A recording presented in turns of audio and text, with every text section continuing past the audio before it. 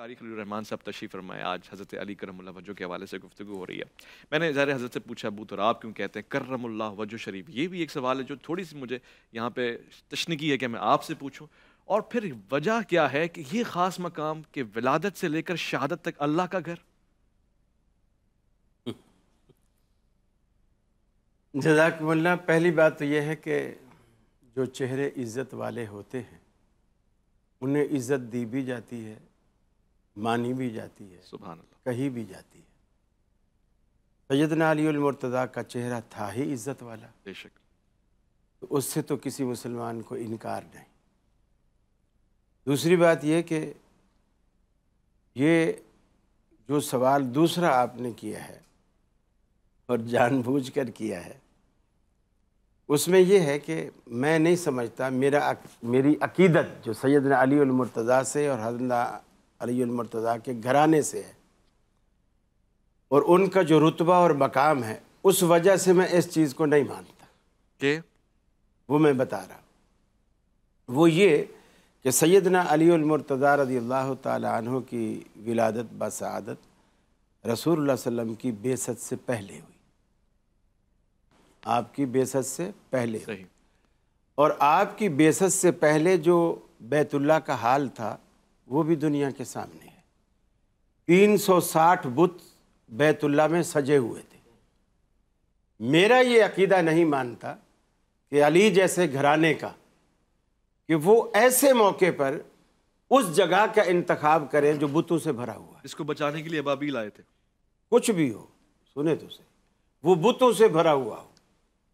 اللہ رب العالمین نے جس گھرانے کو عزت دینی ہوتی ہے تو وہ بچپن سے ہر طرح سے عزت دیتا ہے. رسول اکرم صلی اللہ علیہ وسلم نے یہ بھی فرمایا، جیسا کہ مولانا فضل سبحان صاحب نے فرمایا، اللہ انہیں جزائے خیر دے، کہ آپ نے فرمایا علی مجھ سے ہے اور میں اس سے ہوں. ایسا ہی. اور جو میرا دوست ہے وہ علی کا بھی دوست ہے. جس کا میں آقا اور سردار ہوں وہ علی کو بھی آقا اور سردار مانے گا. اس لیے کہ آپ کا دوست میرا بھی دوست ہوگا. اگر آپ کسی سے محبت کرتے ہیں اور میں آپ سے محبت رکھتا ہوں تو میں بھی اس سے محبت رکھوں گا. صحیح ہے. آپ نے یہ بھی فرمایا کہ علی المرتضیٰ رضی اللہ تعالیٰ عنہ جس دن خیبر 6-7 دن لڑتے لڑتے گزر گئے اور فتح نہیں ہوا، حالانکہ صحابہ بھی موجود ہیں، جی. آپ صلی اللہ علیہ وسلم بھی موجود ہیں. پھر آپ نے کچھ جملے ارشاد فرمائے اور صحابہ کو رات کی نیندیں حرام ہو گئی. سب اس تجسس میں پڑ گئے کہ کس کو ملے گا وہ خوش نصیب کون ہے. اللہ اکبر. کیونکہ آپ نے وہاں جملے ایسے ارشاد فرمائے کہ کل میں جھنڈا اس کو دوں گا جس کے ہاتھ پر اللہ فتح دے گا. بے شک. اللہ اور اس کا رسول اس سے محبت کرتا ہے اور وہ اللہ اور اس کے رسول سے محبت کرتا ہے. یعنی یہ سیدنا علی اور مرتضیٰ کا اللہ اور اس کے رسول سے محبت کا دعویٰ نہیں تھا. یک طرفہ نہیں ہے محبت. اللہ اور اس کے رسول کی طرف سے سند اور واہ سرٹیفکیٹ واہ واہ واہ ماشاءاللہ. آپ کی ایمان کی، آپ کی عقیدت کی، آپ کی محبت کی. پھر تیسرا جملہ کہ اس کے ہاتھ پہ اللہ فتح دے گا. اب سارے صحابہ، چونکہ سارے صحابہ یہی چاہتے تھے اور کہتے تھے کہ ہمیں اللہ کے رسول سے، اللہ سے محبت ہے، دین سے محبت ہے، اور واقعی وہ کرتے تھے. جی. لیکن اس اعزاز کو پانے کے لیے رات بھر انتظار کرتے رہے کہ وہ خوش نصیب کون ہے. صبح ہوتے ہی نگاہیں فرش راہ ہو گئی. رسول اکرم صلی اللہ علیہ وسلم کی طرف سے نطق رسالت سے آواز آئی، میرا علی کہاں ہے؟ عرض کی کہ یا رسول اللہ وہ تو آنکھوں کی تکلیف میں مبتلا ہے. آپ نے فرمایا علی کو بلاؤ. علی کو بلاؤ. بلایا گیا. آپ نے اپنا لعاب مبارک سیدنا علی المرتضیٰ کی آنکھوں میں لگایا. سبحان اللہ.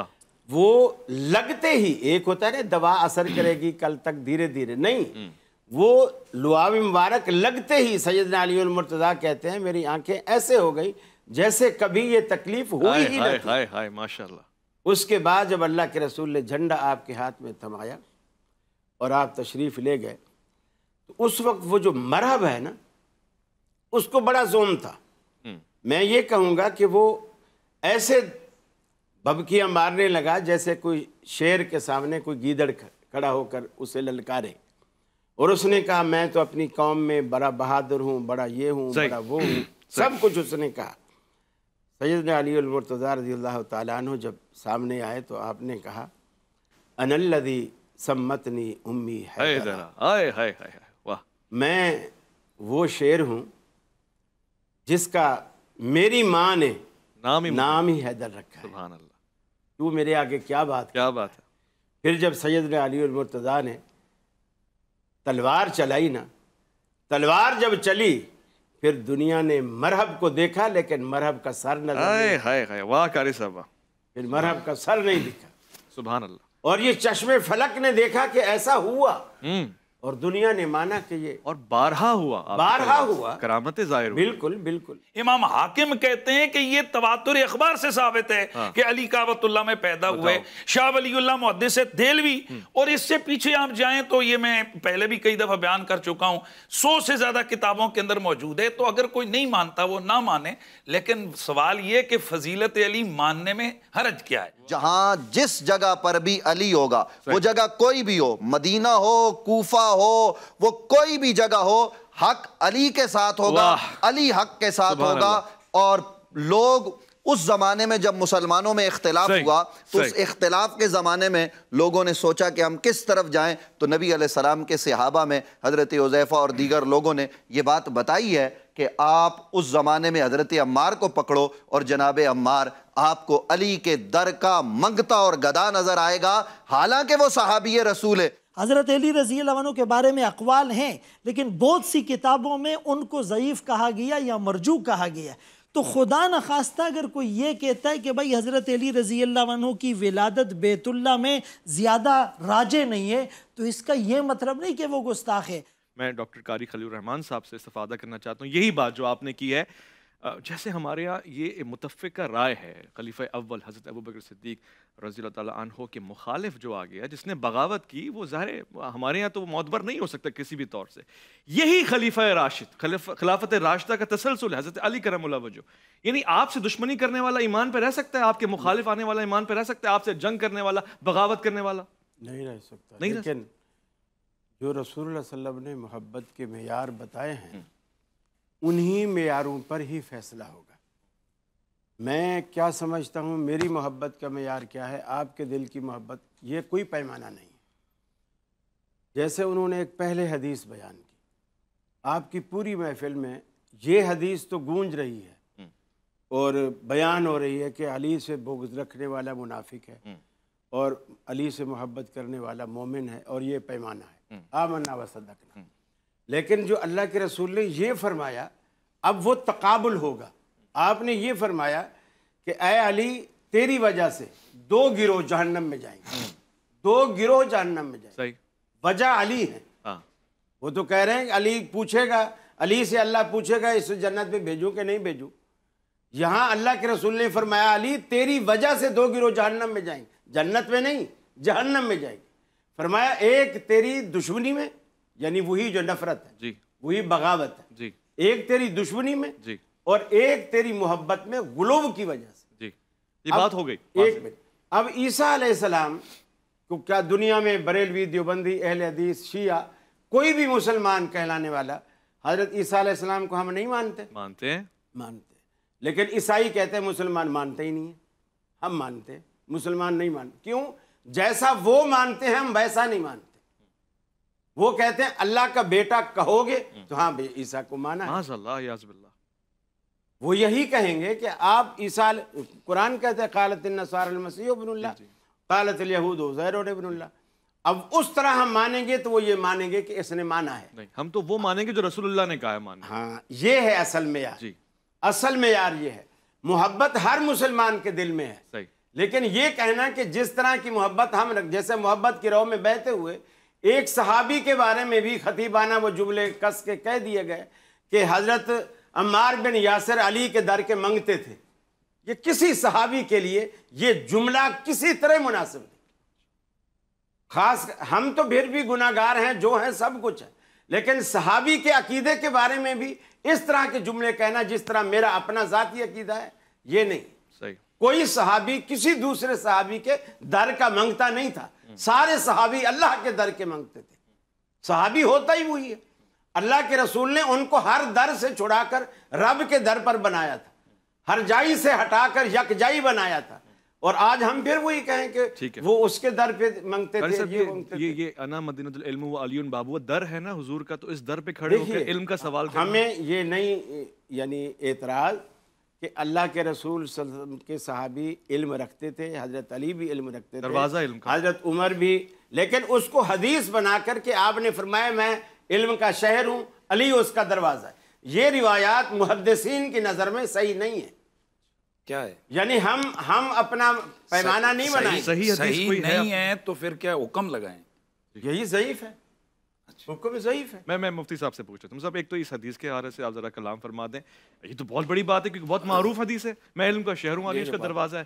اور دوسرا یہ ظاہر ہے ہر یعنی سوالی صحابی نہیں ہو سکتا, یہ ایک بات, ایک موقف ہے, مگر وہ سورہ دہر میں فرشتہ سوالی بن کر آ رہا ہے, روٹیاں لے کے جا رہا ہے, کبھی قیدی بن کر آ رہا ہے, تو یہ تقابل صحیح ہے؟ دیکھیں بنیادی طور پر جب بھی کہا جاتا ہے کہ فلاں فلاں کے در کا سوالی, تو اس سے مراد قطعاً کسی بھی کہنے والے کی نہیں ہوتی ہے کہ وہ اللہ کی مقابلے یا ٹکر میں یہ سمجھتا ہے کہ اللہ نہیں دیتا بلکہ بندہ ہی دیتا ہے. یہ جو کہا جاتا ہے کہ سارے لوگ علی کے در کے سوالی ہیں, تو اس کا مطلب وہی ہے کہ جو آپ نے حدیث کی طرف اشارہ کیا. عجیب باتیں کہتے ہیں صحابہ اللہ کے در کے منگتے تھے, انہی صحابہ کو اللہ کے رسول فرماتے ہیں انا مدینۃ العلم وعلی بابها من اراد العلم فلیات الباب. جو علم چاہتے وہ علی کے دروازے, علی کے پاس جائے, بوئے کے اوپر جائے, دروازے پہ جائے, علی کے پاس جائے.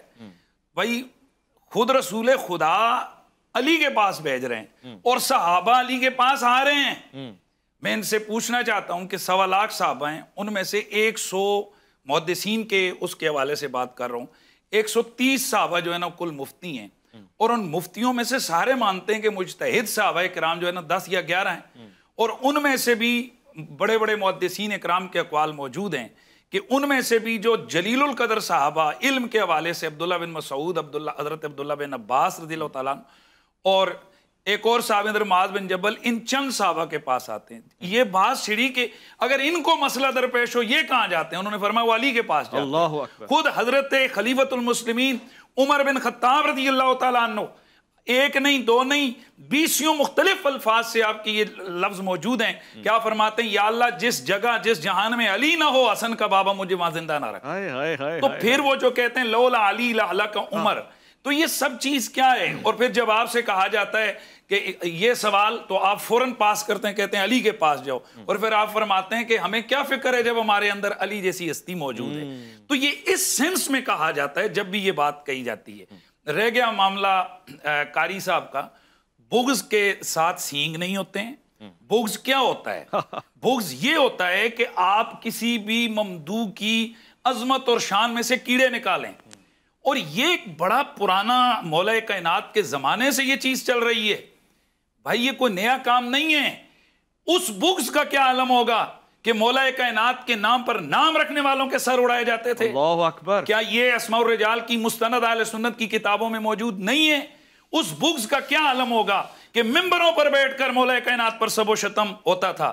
لہٰذا میں اکثر کہا کرتا ہوں, میں اکثر کہا نہیں ہوتا تھا. لا الہ, میں حوالہ دیتا ہوں الاستیعاب, میں حوالہ دے رہا ہوں بھائی. باقی تم مانو صحابہ کے حوالے سے مانو تو ادھر تمہیں ہاں درد ہوا ہے, درد ہوا ہے, علی کے بغضیوں پہ سٹ لگی ہے, درد ہوا ہے.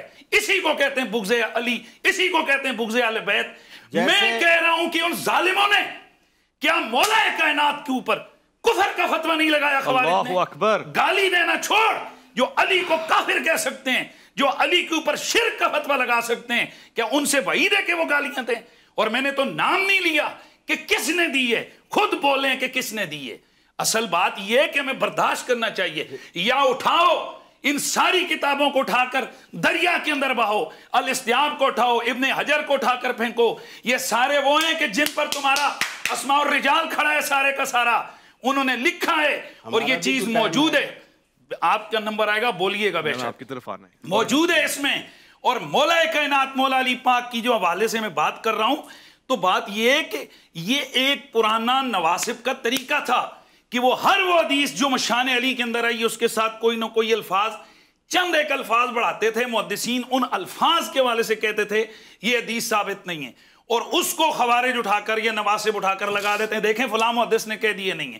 اصل اس حدیث کے ساتھ بھی پریکٹس کی گئی ہے، اس حدیث کو بھی مجروح کرنے کے لیے اس کے آگے پیچھے الفاظ بنائے گئے، انا مدینۃ العلم و ابو بکر نے ساسوا وغیرہ، یہ اسماعیل استرابادی کی گھڑی ہوئی جو روایت ہے، اس کے اوپر واضح طور پر موضوع کا حکم لگا ہے۔ یہ جو روایت ہم پڑھ رہے ہیں نا مدینۃ العلم والی ان بابوا، امام حاکم رحمۃ اللہ تعالی المستدرک کے اندر یہ روایت لے کر آئے۔ کیا چیز ہے جو مانے رکھتی ہے اس کو ماننے میں؟ کئی لوگ یہ نہ کہیں کہ جی یہ بغض رکھتا ہے، یہ ایک بات مجھے بڑی درد ہے۔ مجھے پوری بات کا جواب جی پوری بات، اب مجھے کسی ایک بات پہ محدود نہ رکھے اور ٹائم اتنا ہی دیجیے گا۔ آپ کے پاس اتنا ہی ٹائم؟ میں نہیں لڑنا چاہتا تھا لیکن آپ نے ہمیں مرغا بنا نہیں نہیں ایسا نہیں، چلے پھر میں آپ کو پھر ہٹا دیتے ہیں، بالکل موضوع بدلتے ہیں، پھر کسی فضائل اور مناقب پہ۔ پہلی بات یہ ہے جس طرح لڑنا نہیں ہے لیکن ہم نے، یہ ہمارا ارادہ ہے۔ وہ ہو گیا نا، اب نہیں نا ایسا ہو گیا بس، بات نہیں۔ آپ پہلی بات یہ ہے جس طرح انہوں نے فرمایا کہ بغض کے کوئی سینگ نہیں ہوتے، غلو کے بھی سینگ نہیں ہوتے،